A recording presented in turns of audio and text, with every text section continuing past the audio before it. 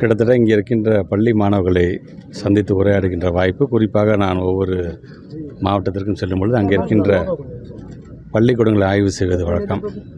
இதை தொடர்ந்து நான் செய்ய வேண்டும் என்று நம்முடைய மாண்பு தமிழ்நாட்டு முதலமைச்சர் தமிழ்நாட்டில் எங்கு சென்றாலும் அங்கே இருக்கின்ற பள்ளிக்கூடங்கள் நிலை என்ன, கட்டிடங்கள் எத்தனை தேவைப்படுகிறது, எத்தனை பள்ளிக்கூடங்களில் பிள்ளைங்க மரத்தடியில் உட்காந்து படிக்கிறாங்க, அதற்கு முக்கியத்துவம் வழங்கப்பட்டு ஒவ்வொரு ஆண்டும் ஒதுக்கப்படுகின்ற நிதி, அது ஆர்டி டிபார்ட்மெண்ட்லேருந்து ஆக இருந்தாலும் சரி, அது அல்லது ஹைஸ்கூல் ஹையர் செகண்டரி ஸ்கூல் என்று வரும்போது நபார்டு மூலமாக வருகின்ற நிதியாக இருந்தாலும் உடனடியாக அதை பெற்று பேராசிரியர் அன்பழகன் பள்ளி மேம்பாட்டு திட்டத்தின் மூலமாக ஆட்சி மாற்றம் ஏற்பட்டதில் அந்த திட்டம் அறிவித்ததிலிருந்து ஒரு 5 ஆண்டுகளுக்கு எங்களுடைய இலக்கு என்பது ஏறத்தாழ 16,000க்கும் மேற்பட்டிருக்கின்ற வகுப்பறைகள், கழிவறைகள், சுற்றுச்சுவர் இதெல்லாம் கட்ட வேண்டும் என்ற உத்தரவோடு ஒவ்வொரு ஆண்டும் ஏற்கனவே ஒரு 3,500க்கும் மேற்பட்டிருக்கின்ற வகுப்பறைகள் திறக்கப்பட்டிருக்கிறோம், கட்டி திறந்திருக்கிறோம். இன்னும் ஒரு 3,800க்கும் மேற்பட்டிருக்கின்ற வகுப்பறைகள், கழிவறைகள், சுற்றுச்சுவருக்கு தேவையானதெல்லாம் இன்றைக்கு நடைபெற்று கொண்டிருக்கின்றது.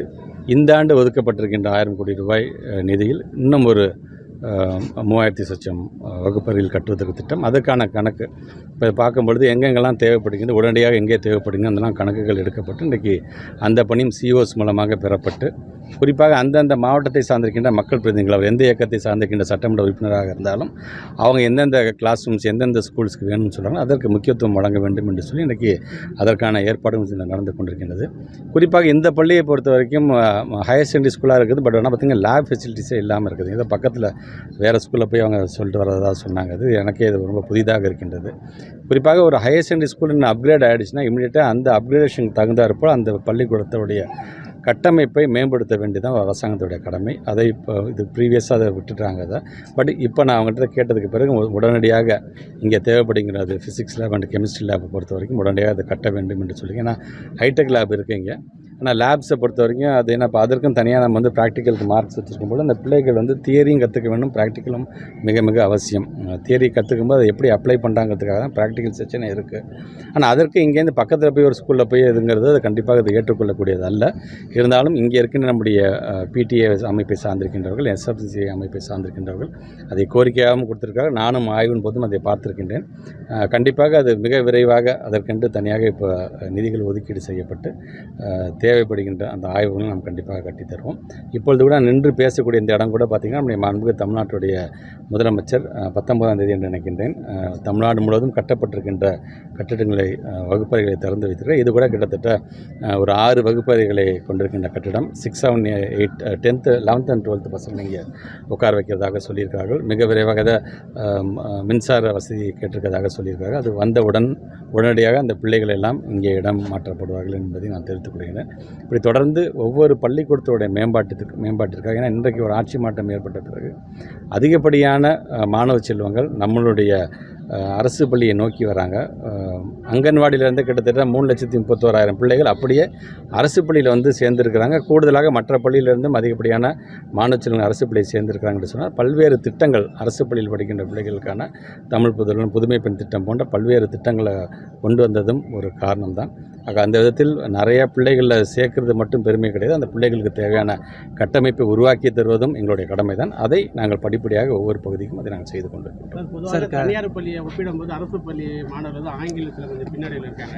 இந்த பள்ளியை பொறுத்தவரைக்கும் பிஜி ஆங்கில ஆசிரியர் வந்து வேக்கண்ட் இருக்குது, விரைவில் நிரப்பப்படுவாங்க. இப்போ நீங்கள் சொல்கிற மாதிரி இந்த ஹைடெக் லேப் அப்படிங்கிறது நாங்கள் எதுக்கு கொண்டு வரோம், அந்த ஹைடெக் லேப் வந்து வெறும் கம்ப்யூட்டர் சயின்ஸுக்காக மட்டுமல்ல, எல்லா இடத்துலையுமே வந்து இந்த இங்கிலீஷ் லாங்குவேஜ் லேப் ஏற்கனவே நம்முடைய மாண்புமிகு விளையாட்டுத்துறை அமைச்சர் மயிலாடுதுறையில் ஒரு பள்ளிக்கூடத்தில் திறந்து வைத்தார்கள்.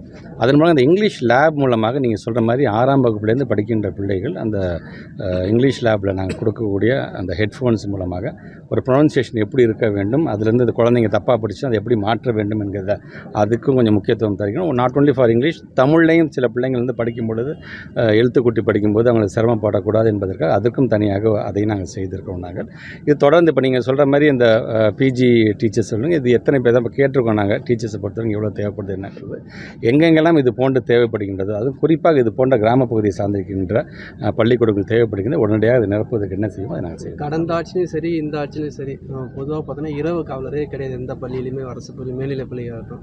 பகல்லையும் சரி இரவு மூலமாக அந்த ஃபெலிசிட்டேஷன் மேனேஜ்மெண்ட் சர்வீஸ் மூலமாக இரவு காவலர்களும் அதே போன்று துப்புரவு பணியாளர்களும் தனியாக ஒவ்வொரு ஸ்கூலுக்கும் ஒரு டெடிக்கேட்டாக ஒருத்தர் இருக்க வேண்டும் என்பதற்காக டெண்டரிங் ப்ராசஸில் இருக்குது. அது ஒன்ஸ் அது முடிஞ்சிச்சு அப்படின்னு சொன்னீங்கன்னா நீங்கள் சொல்கிற மாதிரி ஒவ்வொரு ஸ்கூல்ஸுக்கும், ஏன்னா எங்களுடைய ஹைடெக் லேபை பாதுகாக்க வேண்டியது எங்களுடைய கடமையாக இருக்கின்றது, உள்ளே இருக்கின்ற பொருட்களை பாதுகாக்க வேண்டியது கூட கடமையாக இருக்குது. என்னதான் அந்தந்த பகுதியை சார்ந்திருக்கின்ற யூனியன் ஆஃபீஸாக இருந்தாலும், பேரூர் கழகம், நகராட்சி கழகத்தை சார்ந்தவங்க ஏதாச்சும் ஒருத்தங்களை வேலைக்கு தருகிறார் என்று சொன்னாலும் ஒரு பள்ளிக்கூடத்துக்கு டெடிக்கேட்டடாக இருக்கும்போது அந்த பொருட்களை அந்த சொத்துக்களை பாதுகாப்பதற்கும் அது கண்டிப்பாக அது பயனுள்ளதாக இருக்கும். அந்த டெண்டரிங் ப்ராசஸ் முடியும் போது நீங்கள் சொல்கிற மாதிரி கண்டிப்பாக அதுக்கான ஏற்பாடு செய்யும். மேல்மலையூர் பிளாக்ல வந்து பெரிய நிலைமையிட்ட அரசு மேல்நிலைப்பள்ளி 2.5 வருஷமா பசங்க வந்து மருத்துவத்தில் படிக்கிறாங்க, போதிய வகுப்பறை இல்லாமல். இந்த ஆண்டு ஒதுக்கப்பட்ட 1000 கோடி நிதியில் அந்த மேல்மலை கண்டிப்பாக ஏதாவது நான் சொல்கிற மாதிரி எந்தெந்த இதில் வந்து மரத்துக்கு அடியில் உட்காந்துருக்காங்களோ அதற்கு முக்கியத்துவம் வழங்கப்பட்டு கண்டிப்பாக அதற்கான பிளாக்ஸ் ஒதுக்கணும்னு தான் நம்ம சொல்லியிருக்கோம். நாங்கள் இதில் வந்து கழிவறை பிரச்சனை இருக்குது. குறிப்பாக செஞ்சி பெண்கள் மேல்நிலைப் பள்ளியில் வந்து 1800 மாணவிகள் படிக்கிறாங்க. ஆனால் கழிவறை வசதி இல்லைன்னு பெற்றோர்கள் குற்றச்சாட்டு. கழிவறைகள் பொறுத்த நடவடிக்கை எடுக்குங்க. வகுப்பறைகள் நான் எப்படி சொன்னேன் அதே மாதிரி தான் ஒவ்வொரு பள்ளிக்கூடத்திலும் கழிவறைகள் மிக மிக அவசியம். பொம்பளை பிள்ளைங்க படிக்கிற ஸ்கூலில் கண்டிப்பாக கழிவறைகளுடைய முக்கியத்துவம் வந்து கண்டிப்பாக உணர்ந்தவர்கள் நாங்கள். அதனால தான் கழிவறையும் இப்போ நிறைய யூனிட்ஸ் நம்ம கட்டிகிட்டே இருக்கோம். எங்கெங்கெல்லாம் ஸ்ட்ரென்த் நீங்கள் சொல்ல மாதிரி அதிகமாக இருக்குது, இன்னும் யூனிட் எங்களுக்கு அதிகமாக தேவைப்படுகிறது என்று சொல்லிட்டு அங்கேயும் அதை கணக்கீடு எடுக்கப்பட்டு உடனே அதையும் கட்டத்தரப்படும். பாதகம் செய்பவரை கண்டால் நாம் பயங்கொள்ளலாகாது பாப்பா, மோதி மிதித்து விடு பாப்பா, அவர் முகத்தில் உமிழ்ந்து விடு பாப்பா. அண்மை செய்திகளை உடனுக்குடன் தெரிந்து கொள்ள இணைந்திருங்கள் இயம்நாடு தொலைக்காட்சியுடன்.